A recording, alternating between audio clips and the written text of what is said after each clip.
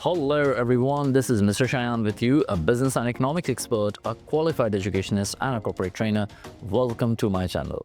आज के इस लेक्चर में मैं आपको पढ़ाने वाला हूँ व्हाट इज मॉनेटरी पॉलिसी और इस लेक्चर के अंदर हम पढ़ेंगे मॉनेटरी पॉलिसी क्या होती है, हम पढ़ेंगे मॉनेटरी पॉलिसी की टाइप्स क्या होती हैं, हम पढ़ेंगे एक्सपेंशनली एंड कॉन्ट्रैक्शनली मॉनेटरी पॉलिसीज का मैं इंट्रोडक्टरी आपको चीज़ें समझा दूंगा और इसके साथ साथ हम पढ़ेंगे कि कौन कौन से वो टूल्स हैं जो सेंट्रल बैंक यूज़ करता है मॉनेटरी पॉलिसी को इफेक्टिव बनाने के लिए। इस लेक्चर को देखते रहिएगा, इस लेक्चर में आखिर तक साथ रहिएगा। Stay tuned. Welcome back. Monetary policy क्या होती है? आजन जनाब, सबसे पहले मुझे ले लेना चाहिए यहाँ अपना पेन। मॉनेटरी पॉलिसी, सबसे पहले वर्ड पे फोकस करो। मॉनेटरी का मतलब है ये MONE और ये वाला वाई, पैसा, मनी की पॉलिसी मॉनेटरी पॉलिसी, मनी की पॉलिसी मॉनेटरी पॉलिसी। ठीक है। Monetary policy is how countries central bank, गौर से देखो, central bank controls the supply of money, पैसे की सप्लाई। मॉनेटरी पॉलिसी कहते हैं कि कंट्री का जो सेंट्रल बैंक है वो पैसे की सप्लाई को कैसे कंट्रोल करता है और एंड इंटरेस्ट रेट को कैसे मैनिपुलेट करता है, कंट्रोल करता है, संभालता है। क्यों करता है? टू इन्फ्लुएंस द इकोनॉमी के ऊपर इन्फ्लुएंस होने के लिए।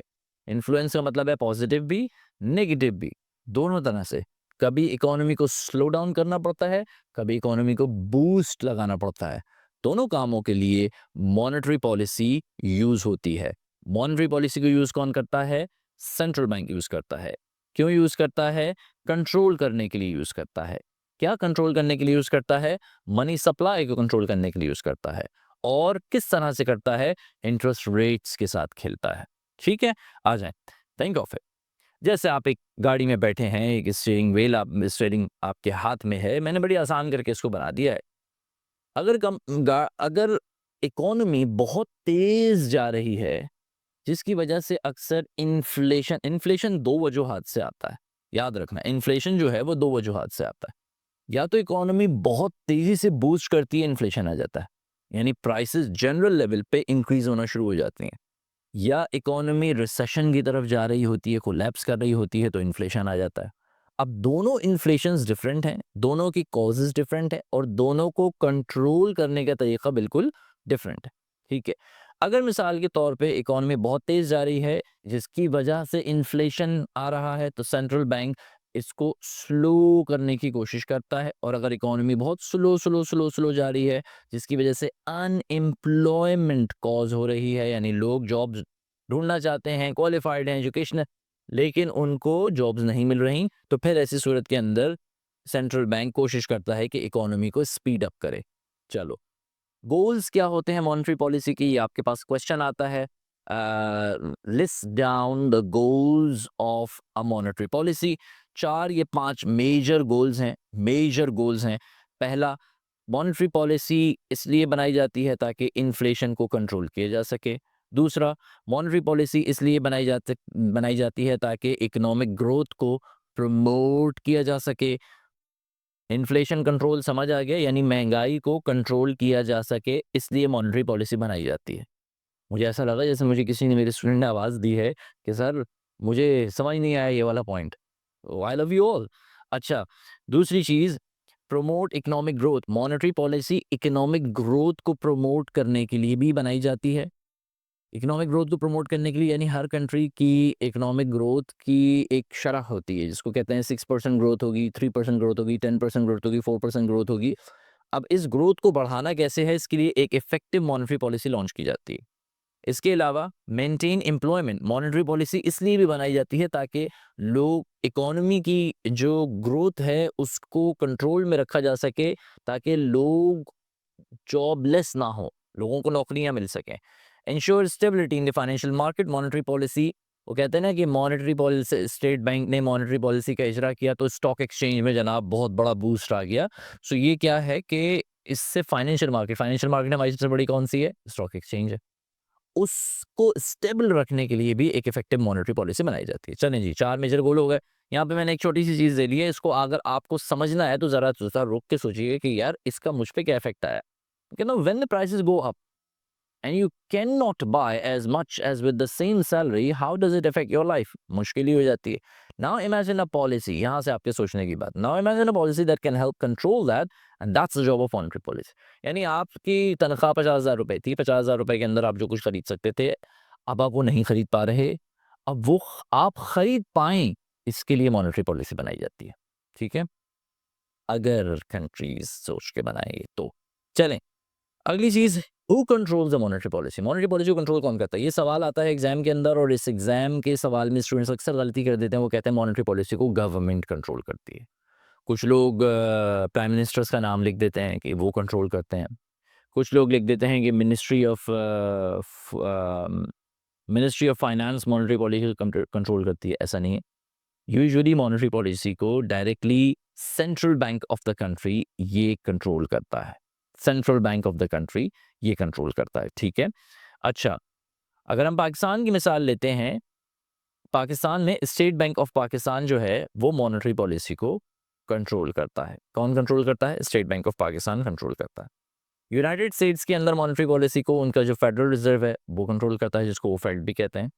यूके के अंदर ब्रिटिश बैंक है, बैंक ऑफ इंग्लैंड है, वो कंट्रोल करता है।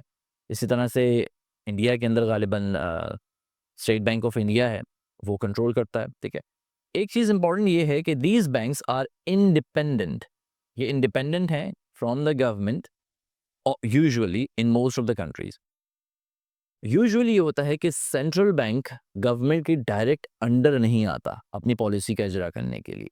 वो अपनी पॉलिसीज खुद बनाता है। हाँ, अंडर गवर्नमेंट सुपरविजन बनाता है, यानी गवर्नमेंट उसको कंट्रोल नहीं कर सकती। अब मिसाल के तौर पे कोई कोई कोई प्राइम मिनिस्टर हो, कोई प्रेसिडेंट हो, वो अपने फ़ायदे के लिए किसी किस्म की मॉनेटरी पॉलिसी का इजरा नहीं करवा सकता सेंट्रल बैंक से। सेंट्रल बैंक के अंदर यूजुअली जो लोग बैठाए जाते हैं वो बहुत ही सीनियर इकोनॉमिस्ट होते हैं, बहुत ही एक्सपीरियंस्ड इकोनॉमिस्ट होते हैं। तो वो जो पॉलिसीज़ देते हैं वो पॉलिसीज़ यूजुअली उस कंट्री के लिए इफ़ेक्टिव होती हैं। तो वो अपनी पॉलिसीज़ को डिज़ाइन करने में यूजुअली आज़ाद होते हैं। मूव करते हैं जनाब।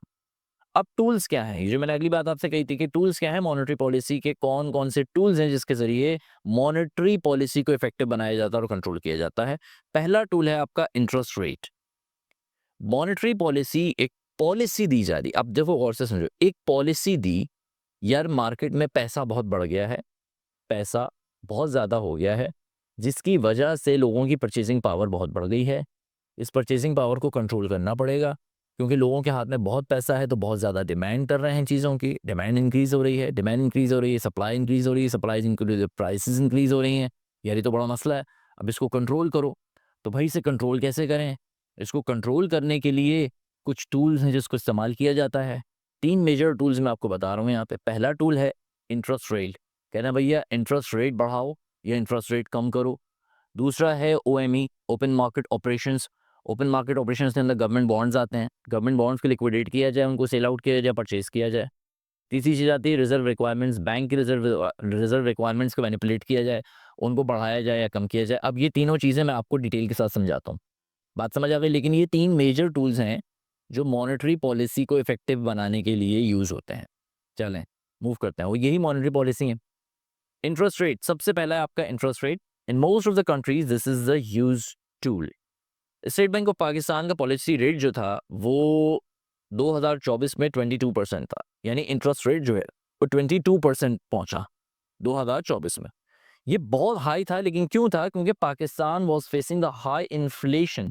अच्छा, अब देखो ये ना एक बड़ी लंबी डिस्कशन है जिस पे हम लंबा लंबा लेक्चर बनाएंगे और उसमें हम डिस्कस करेंगे कि मॉनेटरी ये जो इन्फ्लेशन को कंट्रोल करने के लिए जो इंटरेस्ट रेट्स को हाई किया जाता है, क्या ये एक सही डिसीजन है या ये गलत डिसीजन है? ये बड़ी इंपॉर्टेंट डिस्कशन है। ठीक है? इसको एक स्कूल ऑफ थॉट इकोनॉमिक्स का वो ये कहता है कि ये सही डिसीजन है, इन्फ्लेशन को कंट्रोल करने के लिए आपको इंटरेस्ट रेट इंक्रीज कर देना चाहिए। एक स्कूल ऑफ थॉट ये कहता है कि नहीं, कम करना चाहिए। हिस्ट्री कुछ और बताती है। हिस्ट्री कहती है कभी इन्फ्लेशन रेट को बिल्कुल ज़ीरो किया गया तो इकोनॉमिक बूस्ट आ गया और इन्फ्लेशन कंट्रोल हो गया। सॉरी, इंटरेस्ट रेट को ज़ीरो कर दिया गया तो इकोनॉमिक बूस्ट आ गया, इन्फ्लेशन कंट्रोल हो गया। कभी ये कहते हैं कि नहीं, इंटरेस्ट रेट्स को हाई किया गया तो लोगों के हाथ से परचेसिंग पावर गई तो इन्फ्लेशन कंट्रोल हो गया। अब ये एक लॉन्ग डिस्कशन है। इसके लिए इंशाल्लाह मैं एक लेक्चर बनाऊंगा जिसके अंदर हम डिटेल से बात करेंगे बैठ के। चलें, इसकी एग्जांपल मैं आपको देता हूँ। अगर इंटरेस्ट रेट हाई हैं, जो इकोनॉमिक्स हम पढ़ रहे हैं, जो आपके लेवल की इकोनॉमिक्स है, उसके हिसाब से मैं ऑफिशियली आपको चीज़ बता रहा हूँ सारी। वो कहते हैं अगर इंटरेस्ट रेट हाई है, ठीक है, तो people will borrow less interest rate. अब ये इंटरेस्ट रेट क्या होता है, थोड़ा सा मैं आपको समझा देता हूँ। इंटरेस्ट रेट का मतलब ये है कि कॉस्ट ऑफ बोरोइंग मनी बढ़ जाती है। कॉस्ट ऑफ बोरोइंग मनी बढ़ जाती है। मैंने अपने किसी जानने वाले से खुदा न खासा उधार ले लिया, ठीक है? वो मुझे पैसा देगा, मुफ्त में देगा, वो मुझसे सूद नहीं लेगा उसके ऊपर। यानी मैं ये लो यार, ये पकड़ो, हाँ, लाख रुपए ये लो यार, अगले महीने दे देना, 2 महीने बाद दे देना, वो मुझे फ्री में देगा। लेकिन अगर मैं बैंक जाता हूँ और मैं कहता हूँ जी मुझे 50 लाख रुपए की ज़रूरत है, मेरे बिज़नेस में मुझे इन्वेस्ट करना है, ठीक है? बैंक मुझे कहेंगे ठीक है sir, as per the policy rate 22% वो इंटरेस्ट रेट है जो सेंट्रल बैंक ने सेट किया है और हम इसके ऊपर आपसे इंटरेस्ट लेंगे। हम 35% इंटरेस्ट आपसे चार्ज करेंगे। अगर आप 1 लाख रुपए ले रहे हैं तो आपको 1,35,000 रुपए वापस करने होंगे, अगर आप तरीके से वापस कर देते हैं। अगर आप नहीं करते हैं तो ये इंटरेस्ट कंपाउंड भी हो सकता है। You may and up returning 2 lakh रुपए। समझ आ रही है बात? क्योंकि बढ़ता चला जाए, बढ़ता चला जाए, बढ़ता चला जाए। अब अगर ये इंटरेस्ट रेट बहुत बढ़ जाता है, अगर ये इंटरेस्ट रेट बहुत इंक्रीज हो जाता है, तो इसका फ़ायदा क्या होगा कि लोग पैसा जो है मार्केट से कम लेंगे। सॉरी, पैसा जो है वो बैंक से कम लेंगे, क्योंकि लोन्स जो है वो बहुत एक्सपेंसिव हो जाएंगे, ठीक है? जब पैसा कम लेंगे तो स्पेंडिंग कम हो जाएगी, कम से कम ज़्यादा से ज़्यादा पैसा सेव करेंगे। स्पेंडिंग कम होगी तो डिमांड कम हो जाएगी, डिमांड कम होगी तो सप्लाई कम हो जाएगी, सप्लाई कम होगी तो खुद ब खुद प्राइसेस गिर जाएंगी, इन्फ्लेशन कम हो जाएगा। ये है इकोनॉमिक्स ने वो जो कड़ी से कड़ी मिलाई है। और इकोनॉमिस्ट ये कहते हैं कि अगर आप इंटरेस्ट रेट्स को हाई कर देते हैं तो कॉस्ट ऑफ बोरिंग मनी बढ़ जाती है। जब कॉस्ट ऑफ बोरिंग मनी बढ़ जाती है तो लोग, बिजनेसेस बैंक से पैसा कम लेते हैं क्योंकि बहुत महंगा पैसा मिलता है। जब वो कम मिलते हैं तो उनके हाथ में पैसा कम होता है, तो वो स्पेंडिंग नहीं कर पाते उस हिसाब से। वो स्पेंडिंग नहीं कर पाते तो जो पैसा उनके पास होता है उसको वो सेव कर लेते हैं। जब वो सेव कर लेते हैं, मार्केट के अंदर डिमांड कम हो जाती है तो ऑटोमेटिकली सप्लाई कम हो जाती है। जब सप्लाई कम हो जाती है तो प्राइस कम हो जाती है। This is how it is all link, और इन्फ्लेशन कंट्रोल हो जाता है। मैं पर्सनली बज़ात खुद एज एन इकोनॉमिस्ट इस चीज़ से एग्री नहीं करता, ठीक है? और ये मेरा पर्सनल ओपिनियन है, ये पाकिस्तान बेस्ड नहीं है, ये दुनिया बेस्ड है। ग्लोबली मैं पर्सनली उस स्कूल ऑफ थॉट के साथ खड़ा होता हूँ जो कहता है कि इंटरेस्ट रेट्स को कम किया जाए, इकोनॉमिक एक्टिविटी को बूस्ट किया जाए ताकि इन्फ्लेशन कंट्रोल हो सके। और मैं गुड इन्फ्लेशन के फेवर में हूँ। मैं क्या हूँ ये आपको, लेकिन मैं आपको समझा दूँ कि एज एन इकोनॉमिस्ट मैं गुड इन्फ्लेशन के फेवर में हूँ। गुड इन्फ्लेशन क्या होता है? जो वो इन्फ्लेशन जो इकोनॉमिक एक्टिविटी के बूस्ट में आता है, वो इन्फ्लेशन मैं उसके फेवर में हूँ कि अगर इकोनॉमिक एक्टिविटी बूस्ट हो रही है, अगर लोगों का के हाथ में पैसा आ रहा है, अगर लोग ज़्यादा से ज़्यादा पैसा बना रहे हैं और उसके साथ थोड़ी बहुत महंगाई आ रही है, इट्स ओके। लोग पैसा तो बना रहे हैं, ठीक है? मैं उस स्कूल ऑफ थॉट के साथ खड़ा होता हूँ। हम उस पे बात करेंगे, डिटेल लेक्चर बनाएँगे इंशाल्लाह उसमें। अच्छा, दूसरा टूल जो मॉनेटरी पॉलिसी में यूज़ होता है वो है ओपन मार्केट ऑपरेशंस, ओएमओ। इसको हम देखते हैं। दिस मीन्स बाइंग और सेलिंग गवर्नमेंट बॉन्ड्स। देखो, गवर्नमेंट के अपने बॉन्ड्स होते हैं, गवर्नमेंट के अपने बॉन्ड्स होते हैं। ये गवर्नमेंट बॉन्ड्स क्या होते हैं, चलो इसके ऊपर भी मैं एक डिटेल लेक्चर आपके लिए बना दूंगा, ठीक है, इंशाल्लाह। सो मैं नोट कर लूँ ज़रा, गवर्नमेंट बॉन्ड्स, इस पे एक लेक्चर बना लेंगे, ठीक है? गवर्नमेंट बॉन्ड्स क्या होते हैं? कोई और भी लेक्चर आप लोगों को चाहिए हो तो कमेंट के अंदर सजेस्ट कर देना मुझे, ताकि मैं देख लूँ। अच्छा जी, इसका मतलब क्या होता है? गवर्नमेंट के अपने बॉन्ड्स होते हैं अगर सेंट्रल बैंक उन बॉन्ड्स को खरीद लेता है। देखो, मिसाल के तौर पे ये घड़ी है, ठीक है? ये घड़ी है। इस घड़ी को मैंने खरीदा, इस घड़ी को मैंने खरीदा। जब मैंने इस घड़ी को खरीदा, सेंट्रल बैंक ने इस घड़ी को खरीदा, समझो ये गवर्नमेंट बॉन्ड है। सेंट्रल बैंक ने इस घड़ी को खरीदा तो सेंट्रल बैंक ने पैसा कहाँ दिया? मार्केट के अंदर। मार्केट में पैसा गया, मनी सप्लाई इंक्रीज हुई। गौर से रीड करो यहाँ, if central bank buys bonds, it puts more money into the market. ये है एक्सपेंशनरी फिस्कल पॉलिसी। मेरा वो पेन गायब हो गया लिखने का, मैं लैपटॉप पे लिख देता, अभी मैं अगली लेक्चर के अंदर पेन से लिखूंगा इंशाल्लाह, ठीक है। अगर सेंट्रल बैंक ने गवर्नमेंट बॉन्ड्स खरीद लिए तो मार्केट में मनी सप्लाई इंक्रीज हो जाएगी, जो कि एक्सपेंशनरी फिस्कल पॉलिसी होती है। इसको मैं आगे आपको थोड़ा सा एक्सप्लेन कर दूंगा एक्सपेंशनरी क्या होती है इसी लेक्चर के अंदर। लेकिन अगर वो बॉन्ड सेल कर दिए गए, सेल हो गए, ये मार्केट के अंदर बॉन्ड आ गया, तो मार्केट के अंदर से पैसा उठ गया, मार्केट में से पैसा उठ गया। गौर से देखो, it pools money out from the market. यानी बॉन्ड्स अगर बाय कर लिए तो इकोनॉमी के अंदर पैसा इंजेक्ट हो गया, मार्केट में मनी सप्लाई बढ़ गई। बॉन्ड्स अगर सेल आउट कर दिए तो मार्केट में से, इकोनॉमी से पैसा पुल आउट हो गया। ये है ओएमओ, ओपन मार्केट ऑपरेशंस। ये भी यूज होता है लेकिन रेयर यूज होता है, ज्यादा यूज नहीं होता, बहुत ही कम ओपन मार्केट ऑपरेशंस होते हैं। यानी गवर्नमेंट अपने बॉन्ड्स को लिक्विडेट बहुत ही रेयर करती हैं। अच्छा, ये यूज होता है। तीसरा, रिजर्व रिक्वायरमेंट्स। अब ये रिजर्व रिक्वायरमेंट्स क्या है मैं आपको समझाता हूँ। मैंने एक वीडियो अलाइन की हुई है, हाउ बैंक्स वर्क। इसमें मैं आपको समझाऊंगा इंशाल्लाह कि बैंक्स पैसा कैसे बनाते हैं। मुझसे बहुत स्टूडेंट्स ने रिक्वेस्ट की थी, इसको भी लिख दूं मैं, हाउ बैंक्स वर्क, ठीक है, सजेस्ट। अच्छा देखो, जब आप अपना पैसा, आपके पास 1 लाख रुपए है, आप जाते हैं, आप बैंक में जाके वो 1 लाख रुपए डिपॉजिट कर देते हैं। बैंक कहता है बहुत शुक्रिया सर, अस्सलाम वालेकुम। उसके बाद बशीर भाई, गफूर भाई, अब्दुल्ला भाई, कोई भी आता है और वो आके कहता है सर मुझे लोन चाहिए बैंक से। बैंक कहता है ठीक है, कितना लोन चाहिए आपको? सर 1 लाख रुपए। 1 लाख रुपए तो सर नहीं दे सकते हम आपको 90,000 रुपए लोन दे देंगे। कहता है ठीक है जी, बहुत शुक्रिया। अच्छा, बैंक ने उनको 90,000 रुपए लोन दिया। 10,000 रुपए बैंक अपने पास रिजर्व रखेगा, और ये रिजर्व बेसिकली सेंट्रल बैंक के पास रहता है। बात समझ आ रही है? क्योंकि सेंट्रल बैंक ने एक पॉलिसी दी होती है कि आप आवाम के पैसे का इतना रिजर्व रखेंगे और इतना दे सकते हैं आगे कर्जे में, क्योंकि बैंक्स चलते हैं लोन्स पे। जितना ज्यादा बैंक, आज सारा पाकिस्तान ये कह दे कि हम बैंक से कर्जा नहीं लेंगे, क्रेडिट कार्ड नहीं इस्तेमाल करेंगे, गाड़ियां नहीं लेंगे, कोई लोन नहीं लेंगे, बैंक्स कोलैप्स हो जाएंगे। ये जो कहते हैं ना कि वो सूद के खिलाफ जंग की जाए, कर लें ऐसे जंग। आप कहें जी हम नहीं यूज करते बैंक को, बैंक के चैनल को ही नहीं यूज नहीं लेते जी हम लोन, बैंक्स कोलैप्स कर जाएंगे। सारे banks one two all collapse कर जाएंगे। लेकिन ऐसा हो नहीं सकता, कभी भी अवाम ऐसा डिसीजन नहीं ले सकते, क्योंकि सारी ट्रांजेक्शन्स बैंक के जरिए होनी है आप, ठीक है। तो बैंक्स तो पैसा आपसे बनाते हैं, और बैंक्स बनाते हैं सारा पैसा आपको कर्जा देके। जितना ज्यादा बैंक कर्जा देगा और जितना लंबा कर्जा, क्योंकि मैंने ट्रेजरी ये अपना ट्रेजरी डिपार्टमेंट में काम किया हुआ है, बैंक किया, और बैंकिंग को मैंने पढ़ा है, बहुत ज़्यादा डिटेल से नहीं मगर बेसिक अंडरस्टैंडिंग बहुत अच्छी है। जितना लंबा कर्जा देगा बैंक आपको, उतना बैंक फायदे में रहेगा, क्योंकि जितने लंबा अर्जा के लिए वो कर्जा देता है, उतने आपके हालात बदलने के चांसेस हैं। आपने 5 साल का 10 साल का बैंक से कर्जा लिया हुआ है, 5 साल 10 साल अनस्टेबल है, आपको क्या पता। 1 साल 2 साल तो आदमी फिर भी प्रिडिक्ट कर लेता है कि यार इंशाल्लाह ठीक रहेगा, चलो मेरी जॉब भी चल रही है, सही होगा इंशाल्लाह। लेकिन आप 5 साल को 10 साल को प्रिडिक्ट नहीं कर सकते। बैंक चाहता है आप लंबा कर्जा लें, क्योंकि जब आप मिड में जाके, कहीं पे जाके आप कोलैप्स करते हैं, कोई आपके साथ फाइनेंशियल प्रॉब्लम हो जाती है, तो बैंक ने आपसे कागजात, आपके घर के, आपके गोल्ड के, आपसे कागजात रखवाए हुए होते हैं एज अ जमानत। अब आप कहते हैं जी मेरे हालात ख़राब हो गए हैं, बैंक कहता है सर हम तो कुछ नहीं जानते, आपने तो एग्रीमेंट साइन किया हुआ, तो ये देखें आपने एग्रीमेंट साइन किया हुआ है, 2 महीने में अगर आपकी पेमेंट नहीं आते हम आपका घर नीलाम कर देंगे।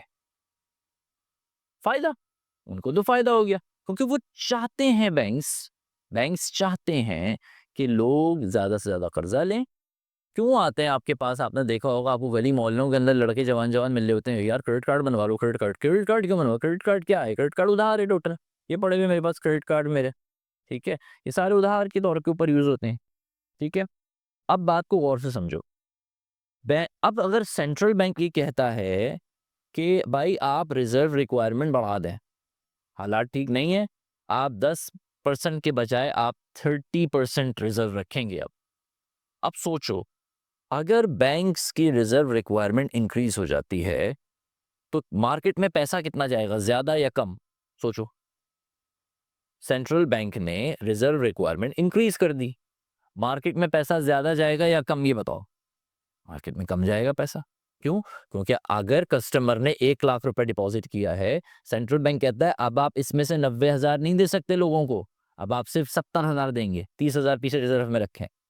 इसे कहते हैं reserve percentage. This is the percentage of the money bank must keep with the central bank.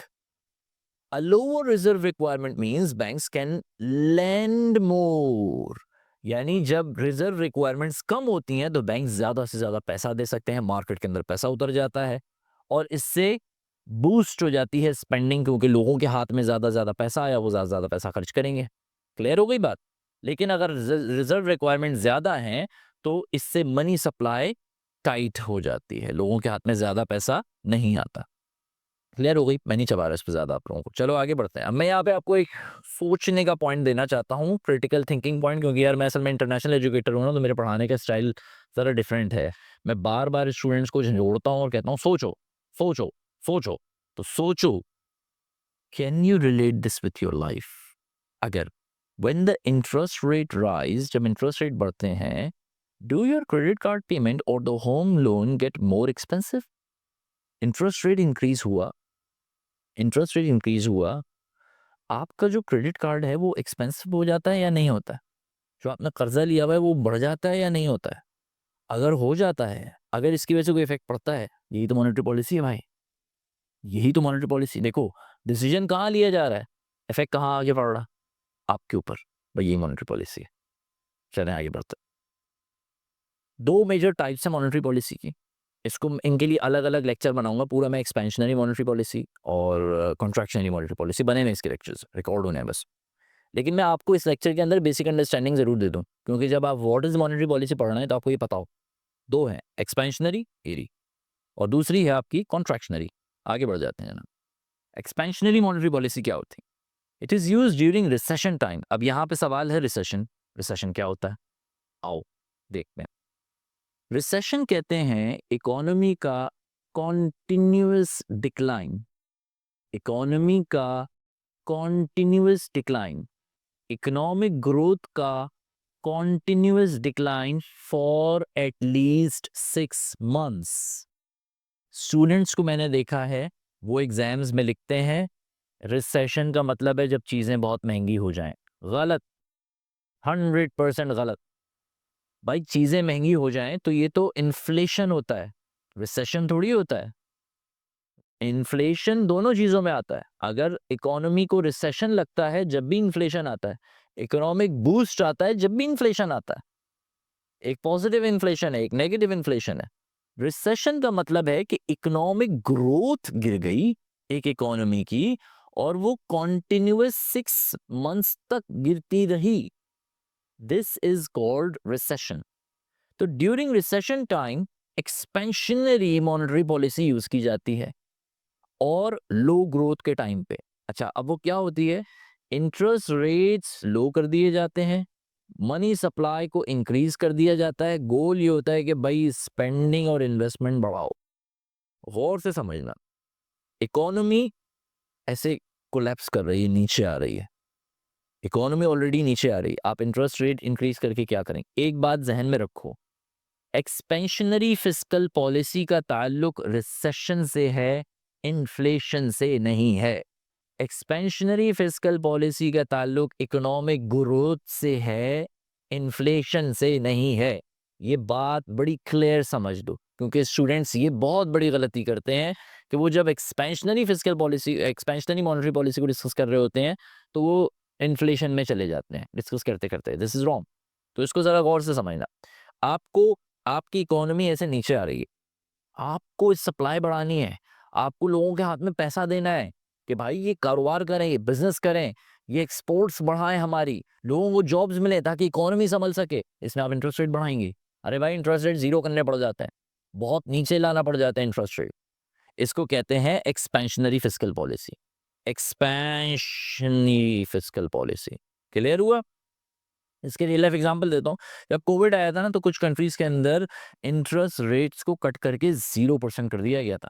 कि भाई लो कर्जा लो 0% के ऊपर लो, लेकिन काम करो, बिजनेस लगाओ, कारोबार लगाओ। लोगों के बिजनेसेस कोलैप्स करना शुरू हुए। यूएस के अंदर भी हुआ था, यूएस में भी हुआ था, 0% कर दिया इंटरेस्ट रेट उन्होंने यहाँ पे।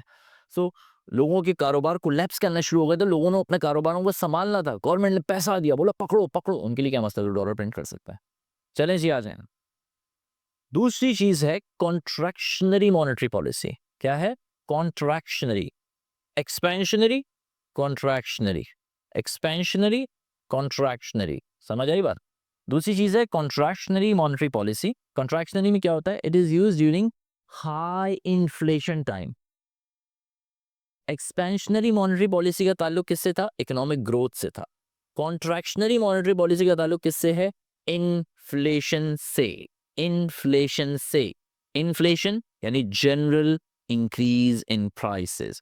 It is used during the high inflation time. Interest rates, इनको इंक्रीज कर दिया जाता है। जैसे पाकिस्तान के अंदर इन्फ्लेशन आया हुआ है, इस इन्फ्लेशन को कंट्रोल करने के लिए जो सेंट्रल बैंक है वो इंटरेस्ट रेट को इंक्रीज करता चला जा रहा है।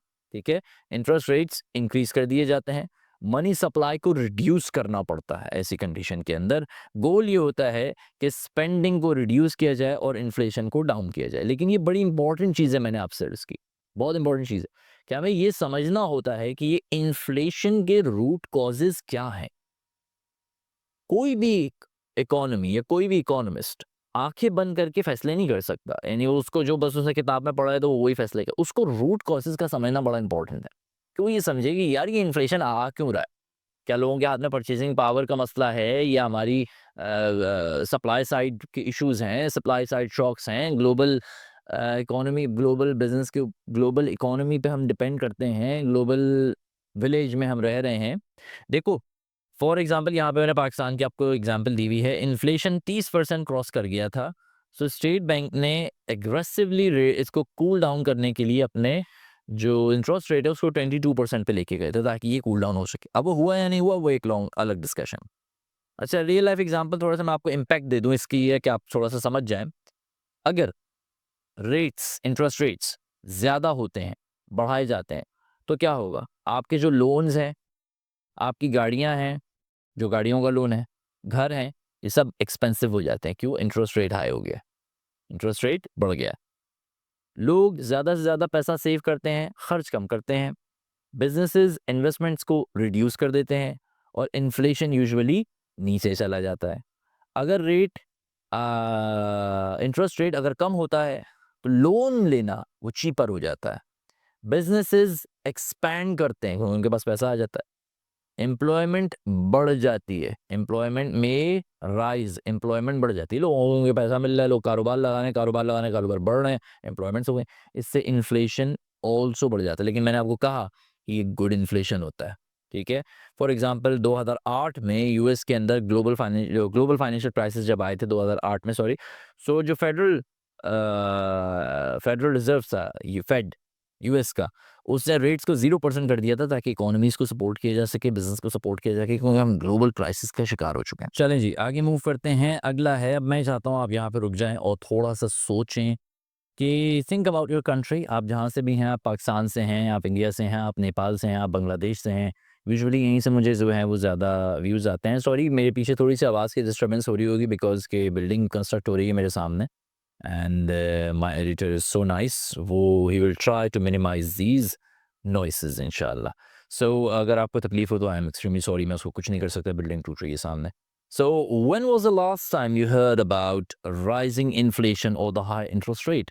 आपने कब लास्ट टाइम सुना आपकी कंट्री में कि इन्फ्लेशन रेट बढ़ गया है और इंटरेस्ट रेट्स को बढ़ाया जा रहा है उसको कंट्रोल करने के लिए? अगर ऐसा हुआ था तो आप पे, आपकी फैमिली पे, आपके बिजनेस पे क्या इम्पैक्ट पड़ा था? कॉपी पेंसिल उठाइए, कॉपी पेंसिल उठाएं और उसको नोट करें कि ये हुआ था। थोड़ा सा सर्च करो, जाके न्यूज़ में देखो। अगर समझना है, रट्टा नहीं, समझना है, तो ऐसे पढ़ो जैसे मैं पढ़ा रहा हूँ। चलें जी, आगे आते हैं, हम बात करते हैं अगली चैलेंजेस एंड लिमिटेशंस की। मॉनेटरी पॉलिसी के क्या चैलेंजेस होते हैं, उसकी क्या लिमिटेशंस होती हैं। सबसे पहला प्रॉब्लम है, सॉरी मैंने इस स्लाइड को एक्चुअली ऑलरेडी यूज़ कर लिया था। अच्छा, सबसे पहला प्रॉब्लम हमारे पास आता है वो है टाइम लैग। टाइम लैग का मतलब क्या है? Monetary policy effective over the night नहीं होती। एक हफ्ते में, 4-5 दिन के अंदर मॉनेटरी पॉलिसी इफेक्टिव नहीं होती है। यूजुअली मॉनेटरी पॉलिसी जब इशू की जाती है उसके बाद टाइम लगता है 4 महीने, 6 महीने, 1 साल। कुछ कंट्रीज़ ऐसी भी होती हैं, जो डेवलपिंग कंट्रीज़ होती हैं, जहाँ पे मॉनेटरी पॉलिसी बहुत फ्रीक्वेंटली इश्यू की जा रही होती है। बहुत गलत है। मॉनेटरी पॉलिसी कम से कम साल में 1 दफ़ा इश्यू की जाती है और उसका 1 साल तक इम्पैक्ट देखा जाता है कि क्या वो इफ़ेक्टिव हुई या वो नहीं हुई।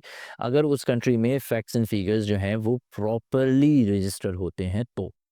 दूसरी चीज़ ये है कि अनप्रेडिक्टेबल कंज्यूमर बिहेवियर, आपको कंज्यूमर के बिहेवियर का नहीं पता होता।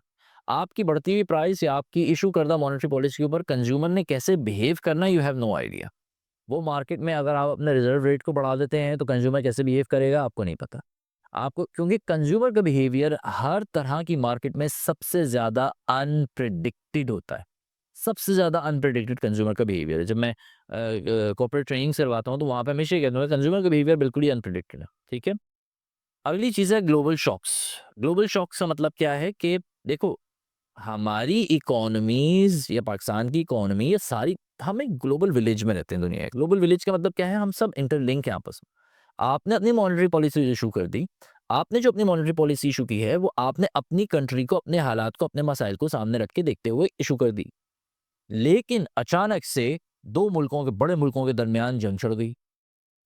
अब वो 2 बड़े मुल्क वो थे जो ऑयल मार्केट को कंट्रोल करते थे। उन्होंने जनाब जंग छिड़ने की वजह से ऑयल प्राइसेज़ ये आसमान पे गए, आपकी मॉनेटरी पॉलिसी की तो वाट लगनी। क्योंकि आपने तो अपने हिसाब से दी थी। अब तो मार्केट में तेल नहीं मिल रहा, तेल इतना महँगा मिलेगा। ऑयल प्राइसेज़ बढ़ गई, ग वॉर हो गई, चीज़ें आपके पास नहीं आनी, कोई पैंडेमिक आ गया। तो एक्सटर्नल फोर्सेस की वजह से अक्सर मॉनेटरी पॉलिसी आपकी इनइफेक्टिव हो जाती है और वो बहुत ज़्यादा डिपेंड करती है एक्सटर्नल फोर्सेस के ऊपर। उसके बाद है dependence on the banking system. If the banks don't lend, अच्छा, अब सेंट्रल बैंक ने तो जो रिज़र्व की हम बात की, मैंने आपको बात समझाई थी कि कितना परसेंट रिज़र्व होना चाहिए। तो सेंट्रल बैंक्स ने तो बेसिकली एक मॉनेटरी पॉलिसी इश्यू कर दी कि भाई आप इतना रिजर्व रखेंगे। लेकिन अगर बैंक ही ये डिसाइड करें कि भाई इस रिजर्व में हमें तो वारा नहीं खा रहा, हमें तो कोई फ़ायदा नहीं हो रहा, तो हम नहीं कर रहे भाई, हम लोन ही नहीं दे रहे। हम अभी लोन पे कट लगा रहे हैं जनाब 6 महीने के लिए। ऐसी सूरत हाल के अंदर सेंट्रल बैंक ने जो रिजर्व की पॉलिसी दी है, ये जो नई policy and monetary policy issue, वो यूज़लेस हो जाती है। उसकी यूज़लेस होने की वजह यही है कि वो इफ़ेक्टिव नहीं होगी। बात समझ आ रही है आपको? क्योंकि बैंक्स ने तो फिर नई पॉलिसी को फ़ॉलो करना ना। आपने पॉलिसी जिसके लिए बनाई वो फ़ॉलो नहीं कर रहे, या फ़ॉलो अगर फ़ॉलो करना तो उनकी ज़िम्मेदारी, वो कह रहे हैं ठीक है हम काम ही नहीं कर रहे। जैसे कभी स्कूल्स के अंदर होता है, वो कहते हैं कि जी आप यूँ करें, वो कहते हैं ठीक है जी अब मैं वैसे पढ़ाऊँगा ही नहीं, मैं जैसे पढ़ाता था। ये लो जी चलो कॉपियाँ खोलो पढ़ो। मुझे तो इसी के लिए आपने कॉन्ट्रैक्ट साइन किया है आपके साथ। अब पाकिस्तान का चैलेंज क्या है? Even the higher interest rate, जो कि यहाँ पे बहुत हाई इंटरेस्ट रेट है पाकिस्तान के अंदर, उसके बावजूद भी इन्फ्लेशन परसिस्टेंटली बढ़ रहा है। चीज़ें ऊपर बढ़ रही हैं।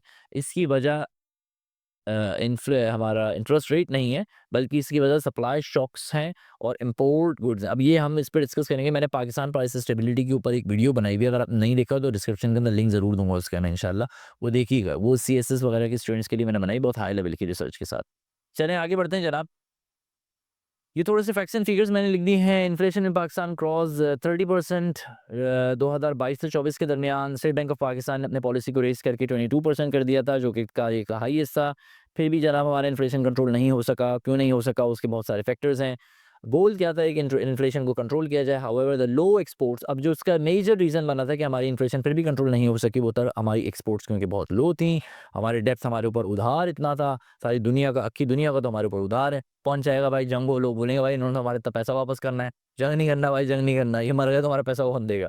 खैर इंशाल्लाह नेवर गोना हैपन। सो उधार का भी एक वक्त आएगा जब शायद पाकिस्तान इंशाल्लाह दुनिया का वापस कर दे। तो मॉनेटरी पॉलिसी जो है वो आपकी अलोन काफ़ी नहीं थी, क्योंकि ये सारे फैक्टर्स जो हैं वो उसके अंदर बड़ा अहम किरदार अदा कर रहे थे और पाकिस्तान में मेजर स्ट्रक्चरल रिफॉर्म्स की ज़रूरत है। चलें जी, आगे बढ़ते हैं।